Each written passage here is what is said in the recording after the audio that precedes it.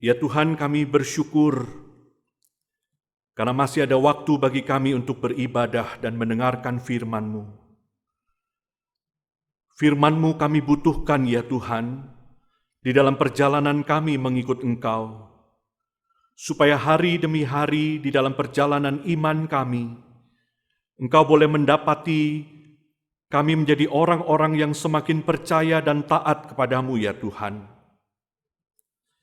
Kami ingin di dalam hidup kami, ketika kami mengikut Engkau Tuhan, Engkau menjadi semakin besar dan kami menjadi semakin kecil.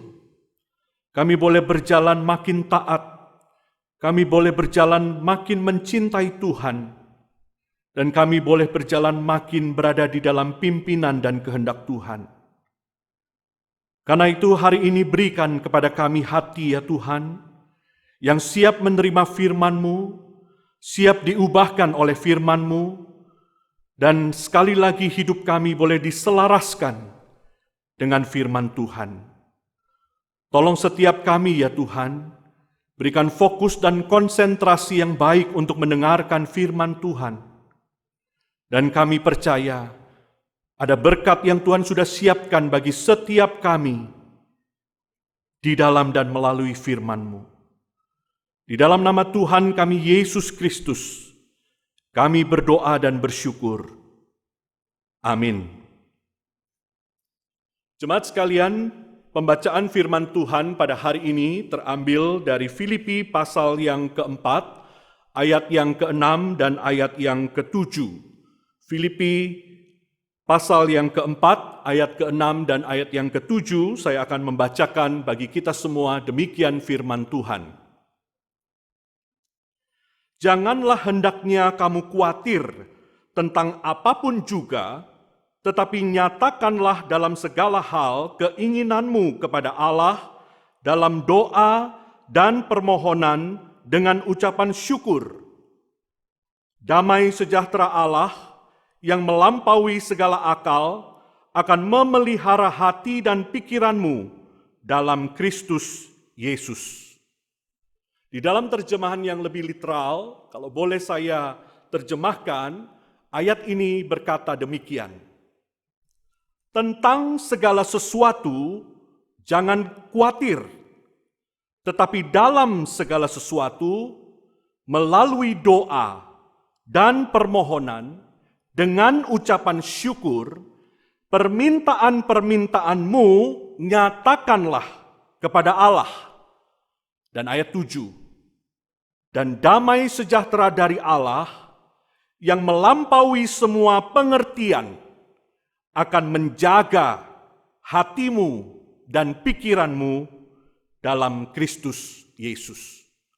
Demikian firman Tuhan bagi setiap kita pada pagi hari ini.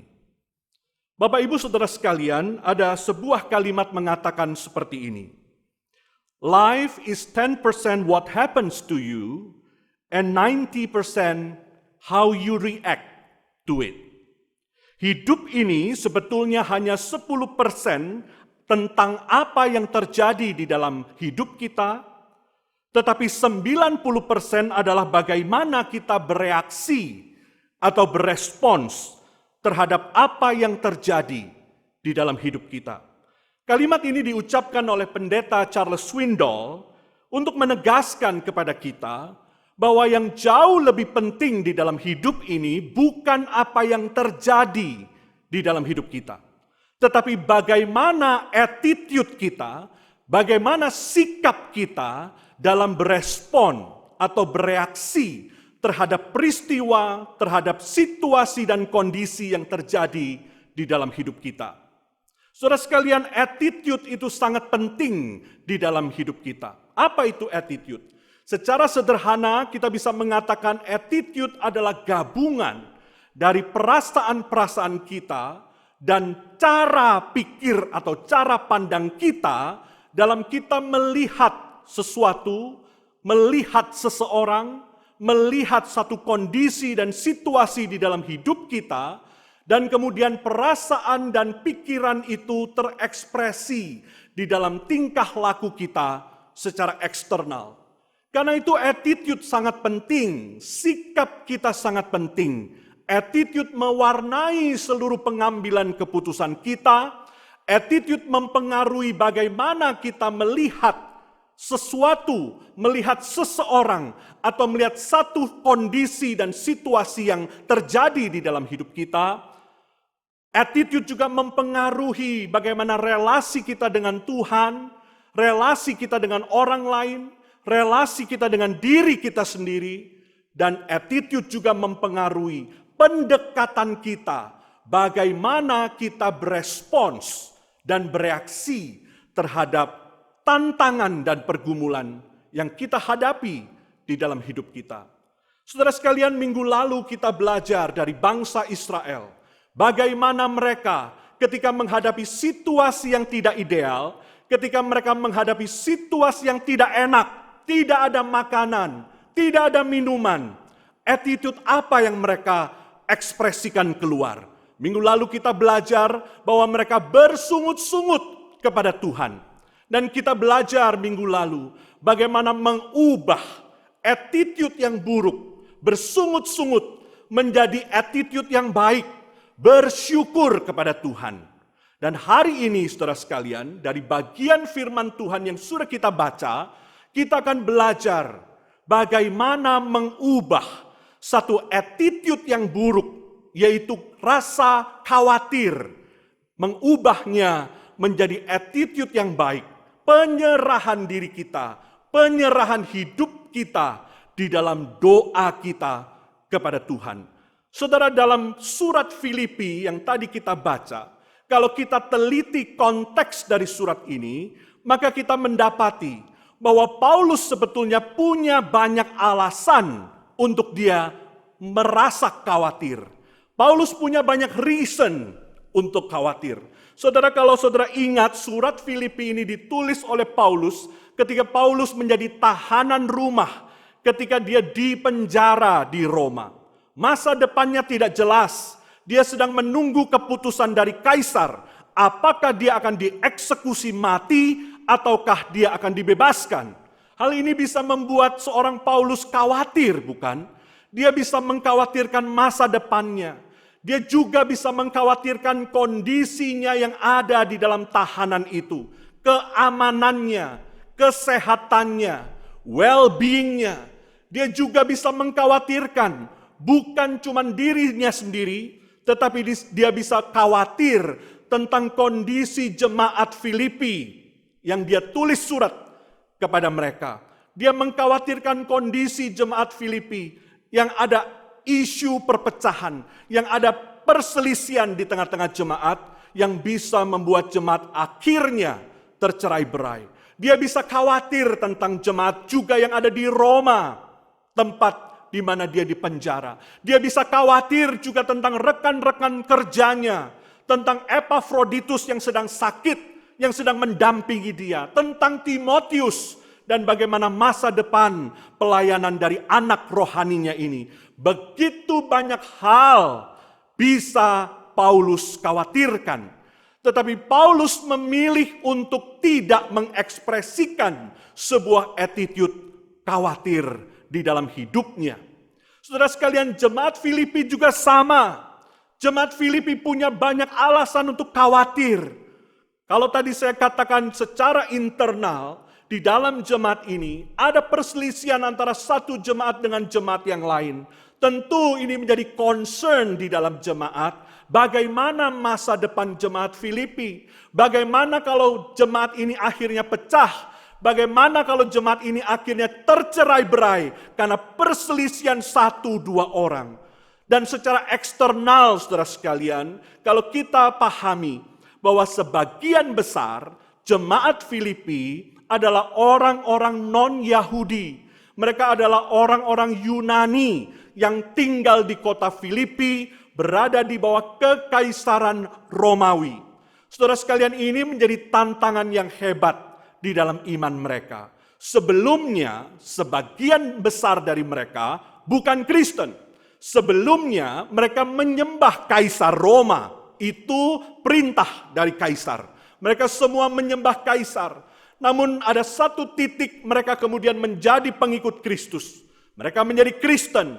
Dan ketika mereka menjadi Kristen, mereka tidak lagi mau menyembah kepada kaisar.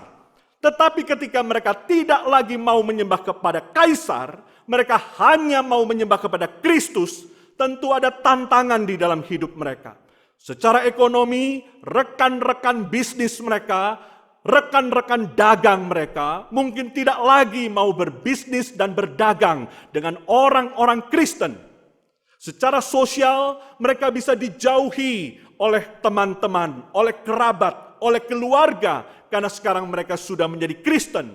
Dan secara politik, mereka juga menghadapi satu tantangan. Sewaktu-waktu mereka bisa ditangkap, mereka bisa dipenjara, bahkan mereka bisa dihukum mati. Karena apa? Karena dianggap melakukan subversi, tidak mau menyembah kepada kaisar, namun menyembah kepada seorang yang bernama Yesus Kristus.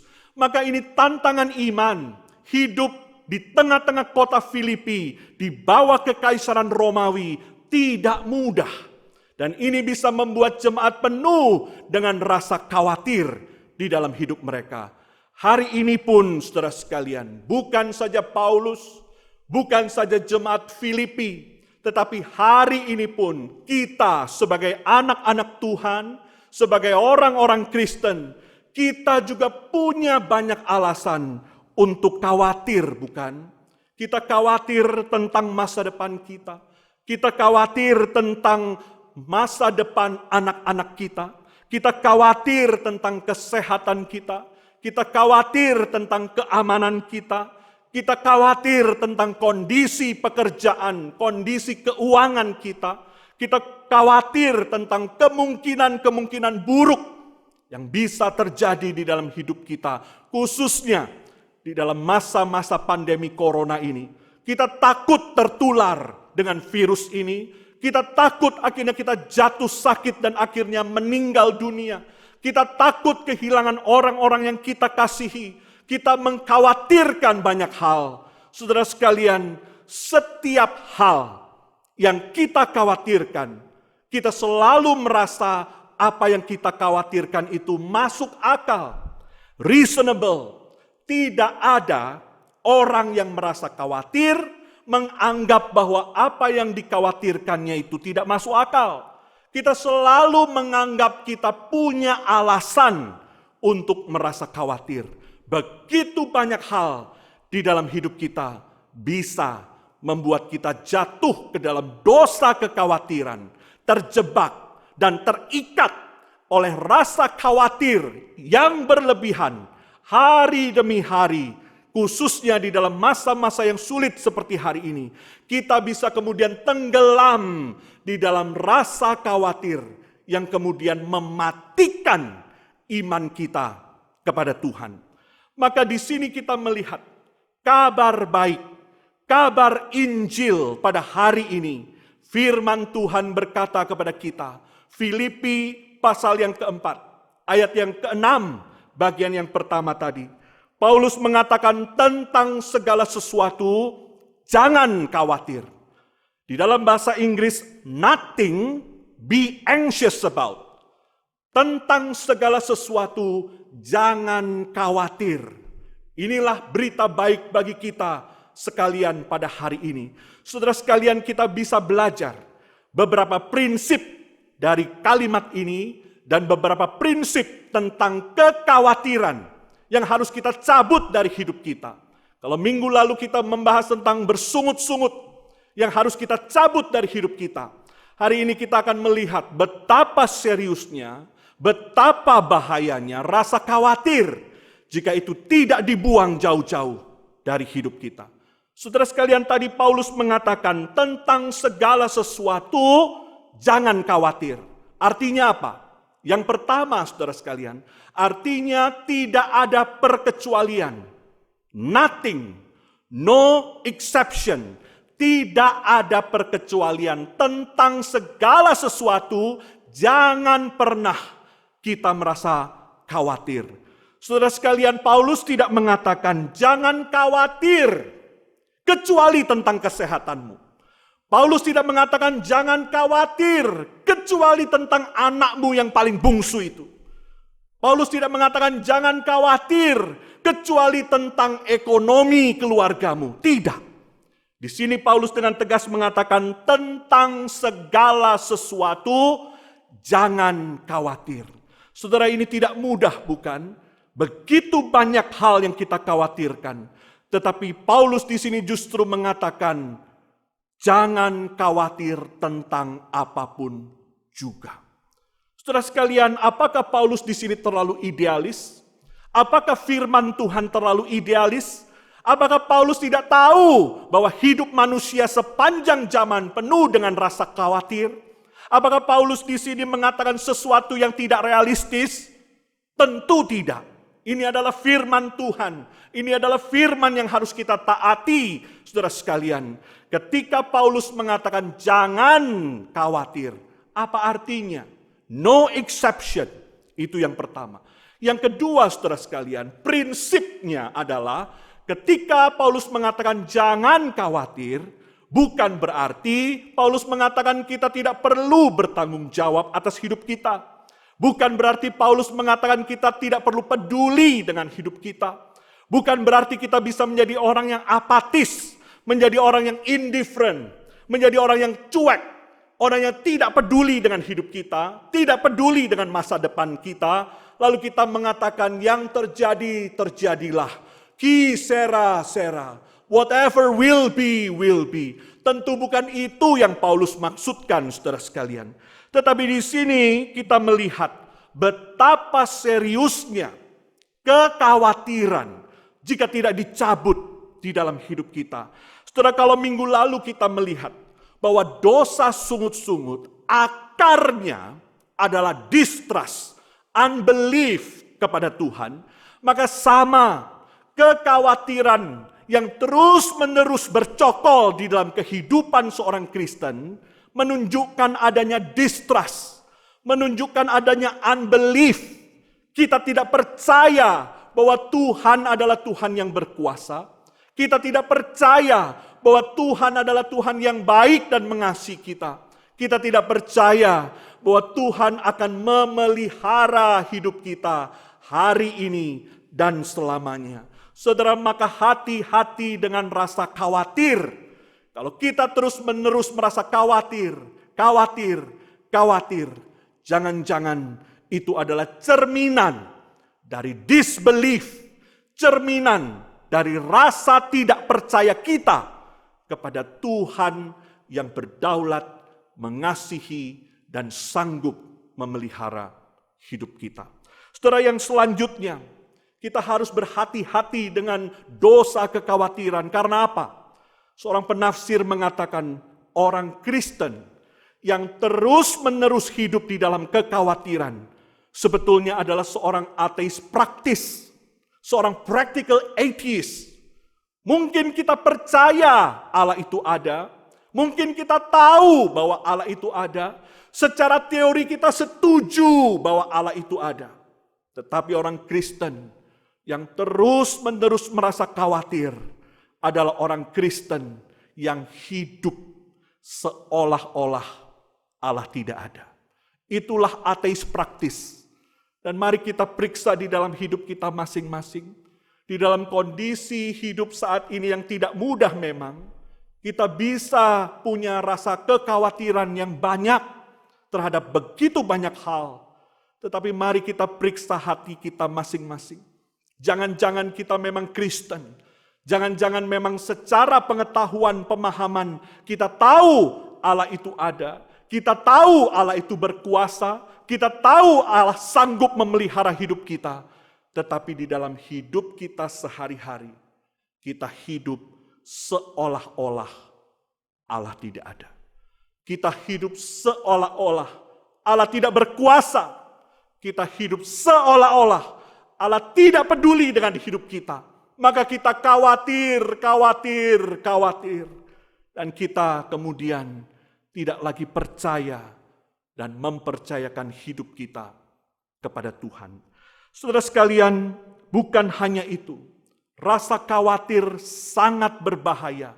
rasa khawatir sangat serius. Karena apa?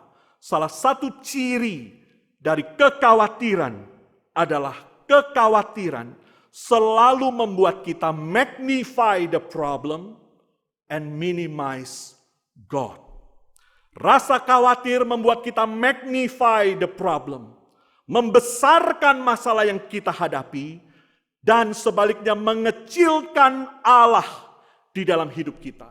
Saudara, kalau kita khawatir, maka masalah kita bukan makin kecil, tetapi masalah pergumulan itu akan menjadi makin besar, makin besar, makin besar.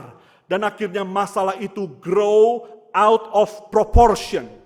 Masalah kita menjadi sel seperti sel kanker, seperti sel tumor yang bertumbuh dengan pesat, yang bertumbuh dengan cepat, bertumbuh makin besar, tetapi menjadi penyakit di dalam hidup kita lebih besar daripada sel-sel lain yang normal.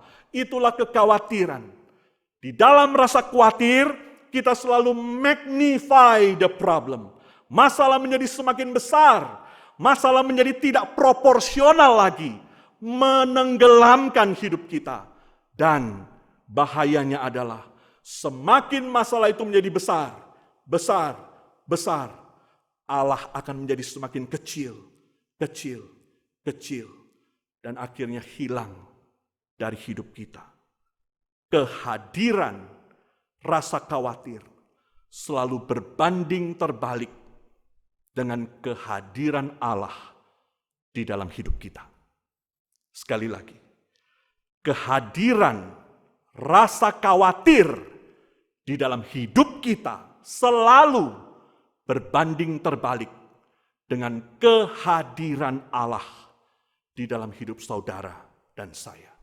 Semakin besar rasa khawatir, semakin besar masalah yang kita lihat di dalam hidup kita, semakin kecil, kecil, kecil kehadiran Allah di dalam hidup kita.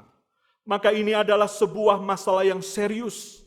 Ini adalah sebuah masalah yang harus kita perhatikan dan harus kita cabut di dalam hidup kita. Saudara sekalian, dan yang terjadi adalah kalau seorang Kristen terus-menerus hidup di dalam rasa kekhawatiran, maka saudara sekalian, apa yang terjadi? Saudara, kalau kita periksa dalam bahasa Inggris, maka kata worry, rasa khawatir di dalam bahasa Inggris punya akar kata yang sama dengan kata to strangle, mencekik. Saudara, bayangkan rasanya kalau kita dicekik. Bayangkan rasanya kalau kita dicekik. Apa yang terjadi, saudara sekalian? Orang yang dicekik akhirnya perlahan-lahan tidak punya oksigen, tidak bisa bernafas, pelan-pelan akan menjadi lemas, pelan-pelan akan menjadi semakin lemah, kemudian pelan-pelan orang itu akan kehilangan nafas, kehilangan hidup, dan akhirnya orang itu akan mati. Itulah kekhawatiran. Kalau kita terus memelihara kekhawatiran di dalam hidup kita, maka kekhawatiran itu akan mencekik hidup kita. Worry will suck life out of us. Akan menyedot hidup kita. Sehingga kita tidak lagi punya vitalitas. Kita tidak lagi punya hidup, vita. Karena hidup itu kemudian disedot oleh kekhawatiran itu. Akhirnya kita kehilangan sukacita. Akhirnya kita kehilangan damai sejahtera. Akhirnya kita kehilangan rasa syukur kita kepada Tuhan. Kita disedot oleh rasa khawatir itu. Dan kekhawatiran itu kemudian mengambil hidup kita. Mengambil sukacita kita. Mengambil damai sejahtera dari hidup kita. Maka hati-hati dengan rasa kekhawatiran. Mungkin nampaknya wajar. Mungkin nampaknya alamiah, mungkin nampaknya kita punya alasan untuk khawatir.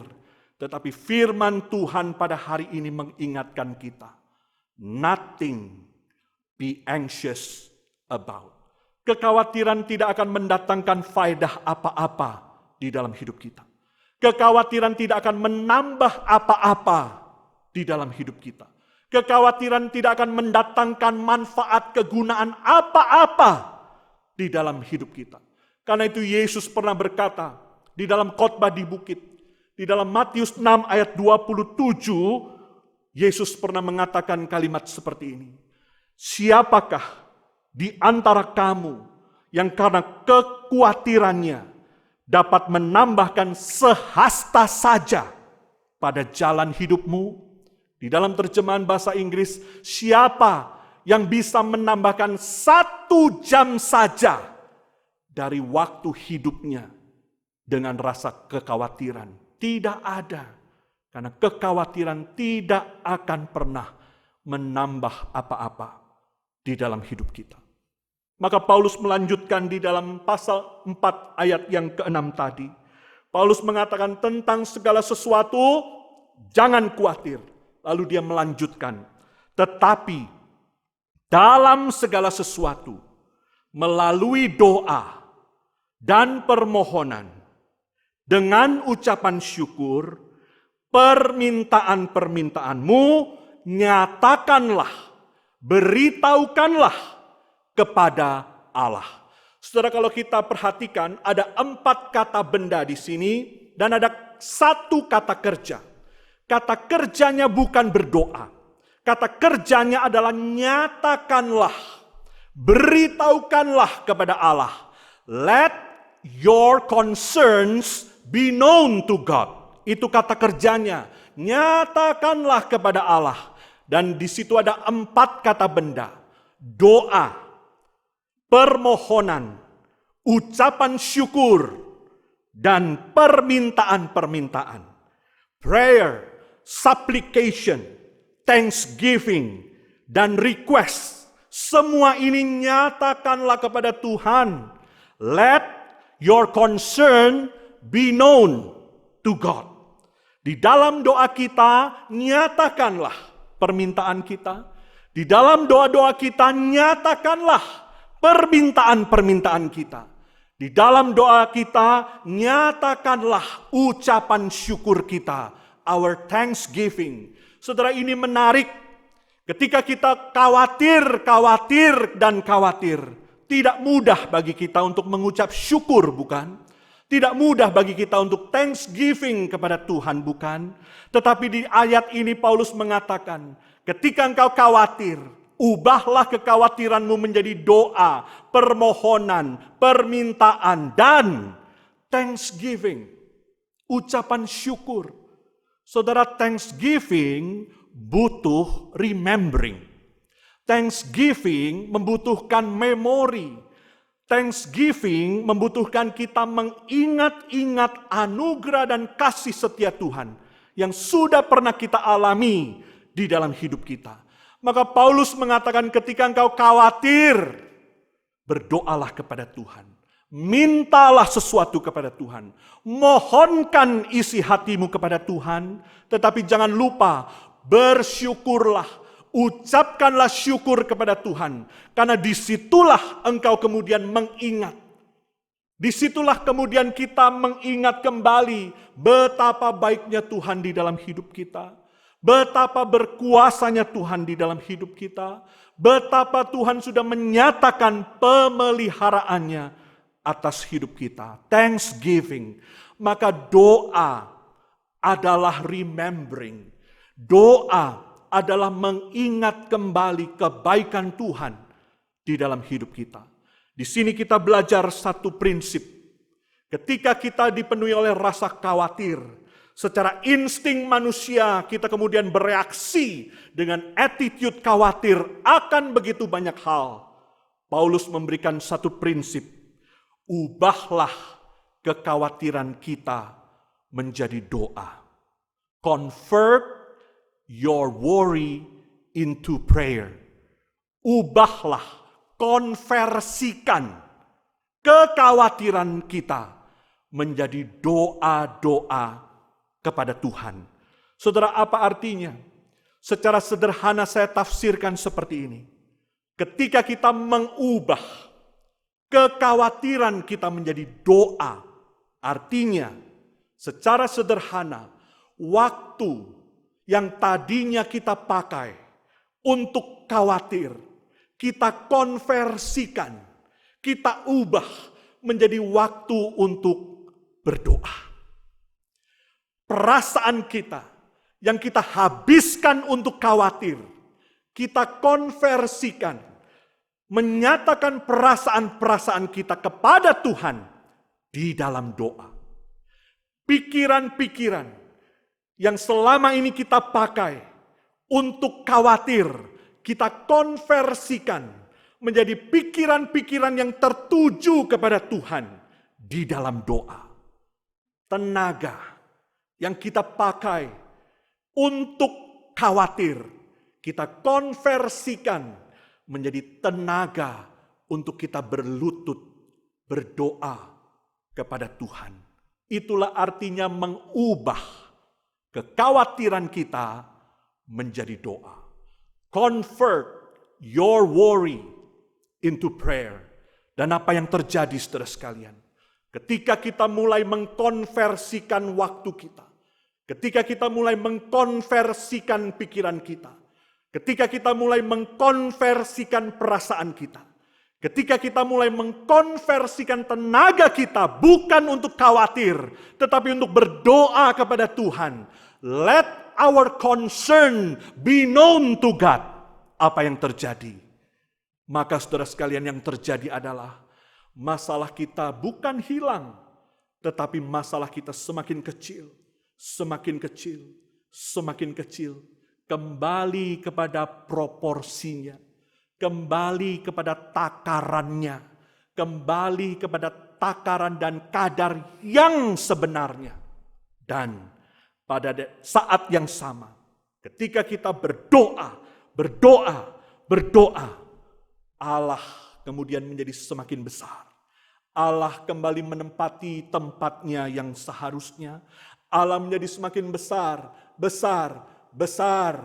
God is magnified in our prayer. Allah di-magnify menjadi besar. Kembali kepada pusat hidup kita. Maka kekhawatiran membuat hidup kita grow out of proportion. Kekhawatiran membuat problem itu menempati center, pusat di dalam hidup kita. Tetapi ketika kita mengubah kekhawatiran kita menjadi doa kepada Tuhan, God, Allah, kembali menempati pusat di dalam hidup kita. Maka doa bukan hanya remembering, doa bukan hanya kita thanksgiving mengingat kebaikan Tuhan di masa lampau. Tetapi doa adalah recentering. Doa mengembalikan lagi pusat hidup kita kepada Tuhan. Sehingga kita tidak dilumpuhkan oleh rasa kekhawatiran kita. Saudara-saudara, hari ini saya tidak tahu apa yang kau khawatirkan. Hari ini saya tidak tahu apa yang kau gumulkan. Apa yang kemudian memenuhi hati dan pikiranmu. Khawatir akan masa depan. Khawatir akan pekerjaan. Khawatir kemungkinan di PHK. Khawatir akan kesehatan. Khawatir tentang anak cucu kita. Khawatir tentang banyak hal. Tetapi firman Tuhan pada hari ini berkata kepada saudara dan saya. Ketika rasa khawatir mulai datang di dalam hidup kita, cepat-cepat konversikan waktu, tenaga, pikiran, perasaan kita kepada doa-doa kita kepada Tuhan.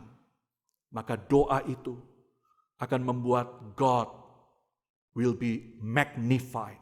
Allah akan kembali besar. Dan masalah kita menjadi kecil. Bukan masalah itu hilang.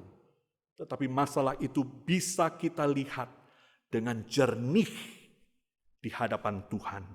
Dan hasilnya apa? Apa yang akan terjadi kalau kita bisa mengubah kekhawatiran kita menjadi doa?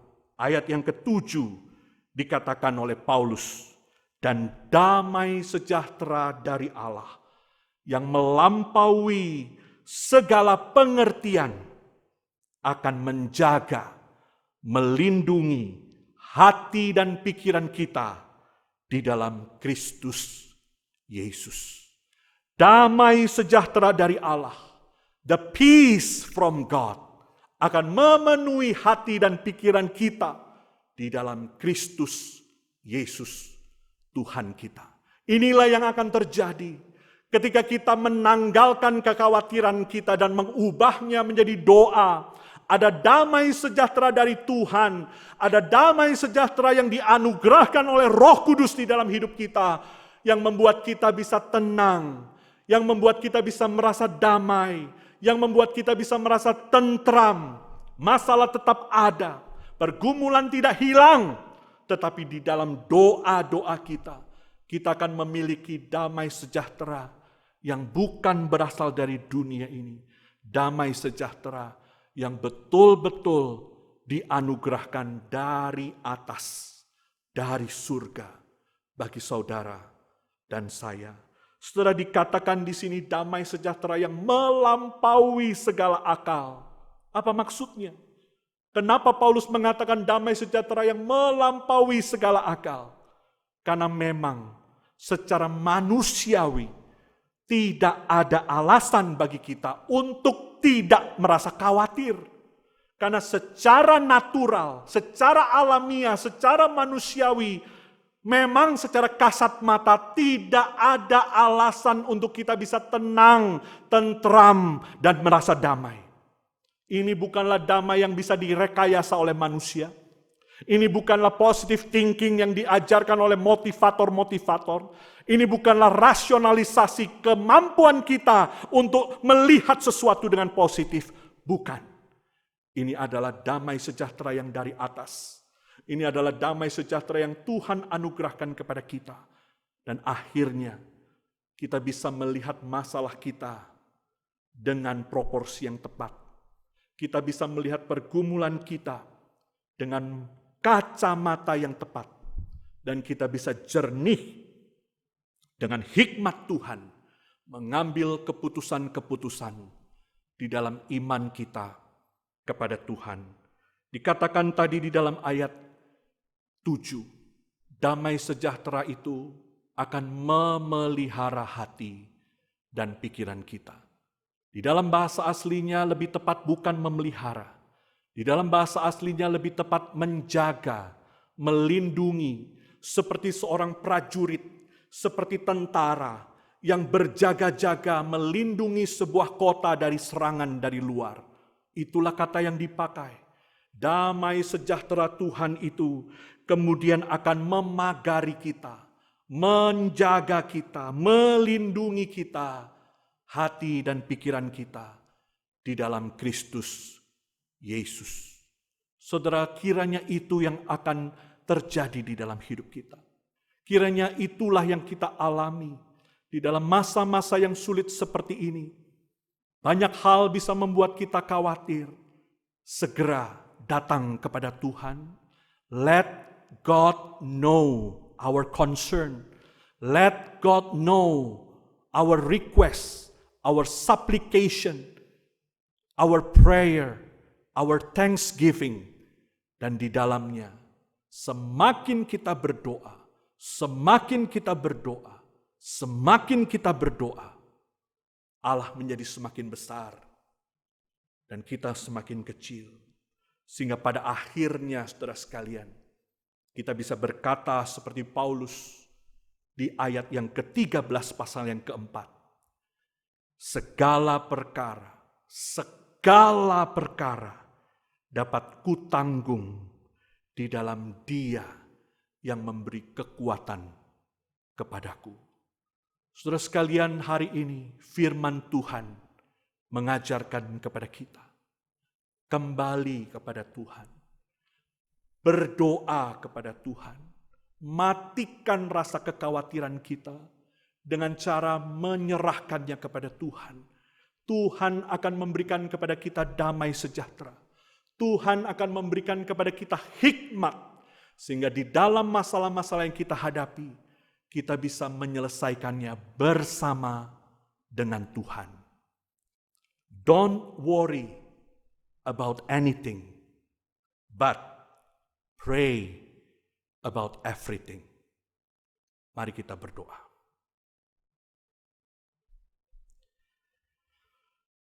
Ya Tuhan, kami bersyukur untuk firman-Mu pada pagi hari ini. Firman-Mu yang mengingatkan kami kembali bahwa kami bukan hidup atas kekuatan kami sendiri. Kami hidup bukan atas insting kami sendiri. Secara manusiawi, secara insting kami sebagai manusia, memang banyak hal bisa membuat kami khawatir ya Tuhan. Khususnya di dalam masa-masa pandemi seperti ini. Tetapi firman Tuhan memberikan kepada kami kabar baik. Kami tidak perlu khawatir. Dan kami tidak boleh khawatir. Bukan berarti kami tidak peduli, apatis, tidak bertanggung jawab atas hidup kami. Tetapi kami boleh menyatakan rasa percaya dan kebergantungan kami kepada Allah yang baik. Allah yang berkuasa. Dan Allah yang berdaulat atas hidup kami. Tuhan, ketika rasa khawatir mulai datang di dalam hidup kami, di dalam hati kami, di dalam pikiran kami, Tuhan tolong dengan kuat kuasa Roh Kudus-Mu, supaya kami mampu mengkonversikan, mengubah kekhawatiran itu menjadi doa, sehingga kami tidak dicekik, tidak tenggelam di dalam rasa khawatir. Tetapi kami boleh menyatakan segala isi hati kami kepada Allah yang setia dan sabar mendengarkan setiap keluh kesah dan doa kami. Terima kasih Tuhan untuk firman-Mu. Tolong setiap jemaat-Mu di dalam masa-masa seperti ini. Supaya kami semua terus boleh menengadah kepada Tuhan, berharap kepada Tuhan, mendapatkan kekuatan hanya dari Tuhan. Di dalam nama Tuhan kami Yesus Kristus, Tuhan dan Juru Selamat kami yang hidup, kami berdoa dan kami bersyukur. Amin.